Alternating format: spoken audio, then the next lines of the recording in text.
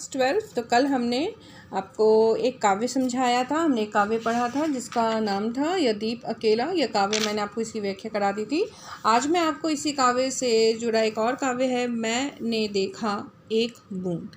तो यहाँ एक बूंद के बारे में बताया गया है। तो पहले आप काव्य का परिचय देख लीजिए। इस काव्य में कहा क्या गया है, यह काव्य क्यों लिखी गई है, यह क्या संदेश देती है, इसकी व्याख्या मैं आपको पहले पाठ परिचय यानी कि काव्य परिचय करा देती हूँ, उसके बाद आपको इसकी व्याख्या बताऊँगी। तो सबसे पहले देखिए, मैंने देखा एक बूंद। कविता में कवि अज्ञेय ने बूंद के माध्यम से मानव जीवन के एक एक क्षण को महत्वपूर्ण एवं सार्थक बताया है। तो इतना लंबा हमारा जीवन जो होता है उसके प्रत्येक क्षण को इम्पॉर्टेंट है, ये बताया है अज्ञेय ने।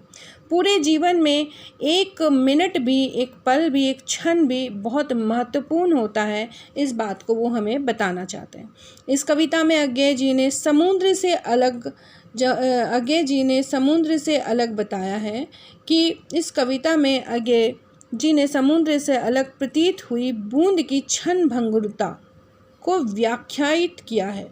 तो यहाँ पे समुद्र से अलग हुई एक बूंद के क्षण भंगुरता यानी कि एक क्षण के बाद वो नष्ट हो जाएगा, लेकिन उस एक क्षण को भी कितना इम्पॉर्टेंट है वो बताया है। इस बूंद के माध्यम से मानव जीवन को भी इम्पॉर्टेंट बताया है। यह क्षण भंगुरता बूंद की है, समुद्र की नहीं। तो समुद्र के बारे में नहीं, वो बूंद के बारे में बात करता है। बूंद यानी कि मनुष्य रूपी जीवन, उसका एक भी क्षण बहुत इम्पॉर्टेंट महत्वपूर्ण होता है। कवि देखता है कि बूंद क्षण भर के लिए ढलते सूरज की आग से रंग जाती है।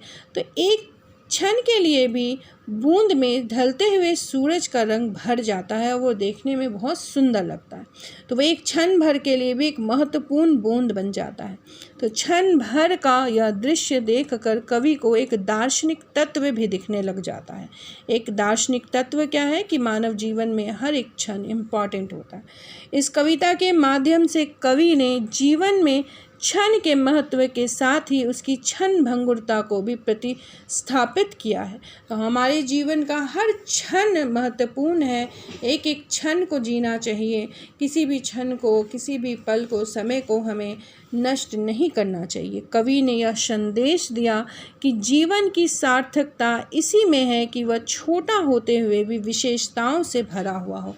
अगर हमारा जीवन छोटा है परंतु निरस है तो उसका कोई मोल नहीं। अगर हमारा जीवन छोटा है और उसमें विशेषता है कि हम जीवन को हंस खेल कर जीते हैं तो वह जीवन वाकई में महत्वपूर्ण कहलाता है। तो पहले काव्य को पढ़ती हूँ, फिर इसका अर्थ समझाऊंगी आपको। एक बूंद सहसा उछली सागर के झाग से, रंग गई क्षण भर ढलते सूरज की आग से। तो लेखक ने देखा कि समुद्र से एक बूंद उछल कर आई सागर के झाग से, जैसे सागर की लहरें आती हैं तो उससे एक बूंद उछल कर आई और रंग गई क्षण भर में। तो उसमें सूरज की रोशनी जो है वो पड़ने लगी और वो रंग गई और ऐसे सुंदर दिखने लगी। मुझको दिख गया सूने विराट के सम्मुख, हर आलोक छुआ अपनापन, है उन्मोचन नश्वरता के दाग से। तो मैंने ये देख लिया कि उस विराट से, समुद्र से अलग होकर वह बूंद एक क्षण के लिए भी रंग गया और बहुत सुंदर और अच्छा दिखने लगा और इस आलोक ने मेरे मन को छू लिया। तो इससे उन्हें ये समझ में आया कि जीवन जो है वो एक दिन नष्ट हो जाना है, परंतु जीवन की नश्वरता के बावजूद भी अगर जीवन में हम प्रत्येक क्षण को हंस के जीते हैं तो वह जीवन वाकई में महत्वपूर्ण हो जाता है। तो प्रसंग देखिए, प्रस्तुत पंक्तियाँ हमारे पाठ्य पुस्तक अंतरा से ली गई हैं। कविता मैंने एक बूंद देखा, इसके रचयिता हैं सुप्रसिद्ध कवि सच्चिदानंद अज्ञेय जी। और इन पंक्तियों में कवि ने समुद्र से अलग प्रतीत हुई बूंद का क्षण भंगुरता की व्याख्यात किया है। तो यहाँ पे एक बूंद जो समुद्र की झाग से अलग हुई लेकिन क्षण भंगुर यानी एक क्षण में वो नष्ट हो जाएगी, उसकी क्षण भंगुरता को भी व्याख्यायित किया है, बताया है कि उस एक क्षण के लिए भी वह कितनी सुंदर और मनमोहक हो गई थी। इसके माध्यम से कवि ने दर्शाया है कि जीवन की नश्वरता के बावजूद जीवन में प्रत्येक क्षण का महत्व है। तो जीवन तो नष्ट हो जाएगा, एक दिन खत्म हो जाएगा, परंतु जीवन का हर एक क्षण बहुत महत्वपूर्ण है, इसे हंसकर और खुशी से जीना चाहिए। व्याख्या को ध्यान से देखिए। कवि कहता है कि मैंने देखा कि सागर के झांक से अचानक एक बूंद उछल कर आई और सामने गिरी। वह क्षण भर के लिए उस ढलते हुए सूरज की आग से रंग गई, अर्थात अस्त होते हुए सूरज की लालिमा जो है उसका रंग बिल्कुल लाल कर देती है, तो वह देखने में काफ़ी मनमोहक लगती है। तो इतने बड़े समुद्र में जब सूर्य की किरणें पड़ती है तो वो काफ़ी सुंदर लगती है, परंतु एक बूंद जो उससे निकल कर आई, उछली और सामने गिरी, उस बूंद में जब सूर्य की किरणें पड़ी तो वो लालिमा से रंग गई।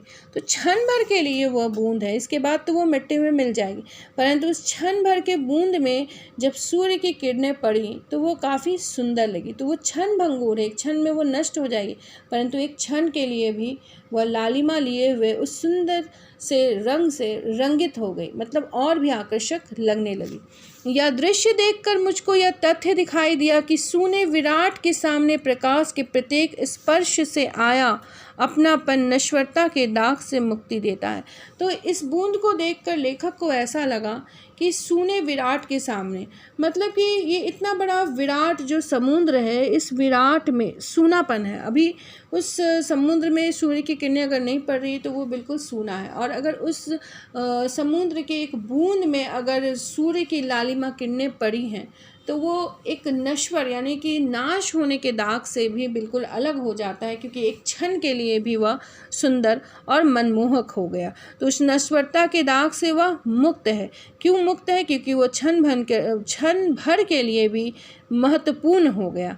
अर्थात समुद्र से अलग चमकती हुई बूंद को देखकर कवि को यह बोध होता है कि विराट के सम्मुख क्षण भर को भी अलग दिखना नश्वरता के दाग से मुक्ति का एहसास है। तो विराट से यानी कि समुद्र से वो अलग हो गया और एक क्षण के लिए वह लालिमा लिए हुए महत्वपूर्ण दिखने लगा। तो क्षण भर के बाद वो खत्म हो जाएगा, नष्ट हो जाएगा, परंतु वह एक क्षण के लिए भी एक महत्वपूर्ण बूंद का एहसास दिलाता है। तो वो नश्वरता के दाग से यानी कि मरने या मिटने या नष्ट होने के दाग से मुक्ति का एहसास दिलाता है, क्योंकि वो एक क्षण के लिए भी बहुत महत्वपूर्ण हो गया था। इस प्रकार विराट से अलग होकर अस्तित्वमान हुआ व्यक्ति नाशवान होने की प्रकृति के बंधन में बंध जाता है। तो इसी प्रकार मनुष्य का जीवन है। अगर वो पूरे विराट जीवन से अलग हो जाए और कुछ समय के लिए जीवित है तो भी वो प्रत्येक क्षण को बड़े अच्छे हंस खेल कर जीता है, तो वो अस्तित्वमान व्यक्ति जो है वो नाश होने के प्रकृति से बिल्कुल, उस बंधन से बिल्कुल अलग हो जाएगा, उसका महत्व जो है वो बढ़ जाएगा। मान लो कि 2-4 साल का जीवन है और उसके बाद आपको मर जाना है या मुझे मर जाना है, फिर भी अब मैं हर एक क्षण को बड़ी खुशी से जीती हूँ, तो उतने लंबे जीवन के बावजूद भी इस छोटे से जीवन का जो अस्तित्व है वो बिल्कुल अलग होगा। क्यों? क्योंकि हर एक क्षण को जीना ही मनुष्य का प्रथम धर्म है। मान लीजिए आपका जीवन छोटा हो या बड़ा हो, लेकिन प्रत्येक क्षण को हंस खेल कर खुशी से जीवन जीना चाहिए। अब विशेष बातें देखें, इन पंक्तियों में कवि ने जीवन की क्षण भंगुरता की महत्ता को भावपूर्ण शब्दों में दर्शाया। तो जीवन क्षण भंगुर है, कब किसकी मृत्यु हो जाए पता नहीं, लेकिन इस क्षण भंगुर जीवन में भी एक एक क्षण का महत्व है। इसे भावपूर्ण शब्दों में लेखक ने हमें दर्शाया है। भाषा में सरलता है, सजीवता है और प्रवाह में है। शब्दों का चयन अति सटीक है। बूंद और सागर प्रतीकात्मक प्रयोग हुआ है। सागर लंबे जीवन की तरह, बूंद मनुष्य की तरह। मनुष्य का एक लंबा जीवन, विराट का जो एक बहुत लंबा जीवन है, वो अगर एक बूंद के समान हो जाए, परंतु हर क्षण को अगर आप जीते हैं तो उसका महत्व जो है वो बढ़ जाएगा। लाक्षणिक प्रयोग दर्शनीय है, तो आप इसमें से बूंद और सागर का महत्व लिखेंगे, शब्दों का चयन लिखेंगे, भाषा में सरलता लिखेंगे और जीवन की क्षण भंगुरता के बारे में लेखक ने हमें बताया। तो मैंने देखा एक बूंद छोटी सी कविता थी, समझा दिया मैंने, और एक दीप अकेला समझा दिया। इसके प्रश्न उत्तर मैं आपको भेजूंगी, आप लिख लीजिएगा और प्रश्न उत्तर मैं आपको कल के वीडियो में पोस्ट करूंगी। भाव सौंदर्य, काव्य सौंदर्य आपको स्वयं लिखना है, मैं सिर्फ आपको एक बार बता दूंगी, इसे आप कल अपने वीडियो में देख लीजिएगा, मैं इसका अर्थ आपको समझा दूंगी। आज आपकी कविता समाप्त हो गई, कल मैं आपको इसका प्रश्न उत्तर कराऊंगी। तो कविता को पढ़िए, व्याख्या को समझिए और याद भी करिए, ज़रूरी है, क्योंकि व्याख्या आपको लिखने के लिए आती है तो याद करना आपके लिए आवश्यक है। ओके क्लास 12, धन्यवाद।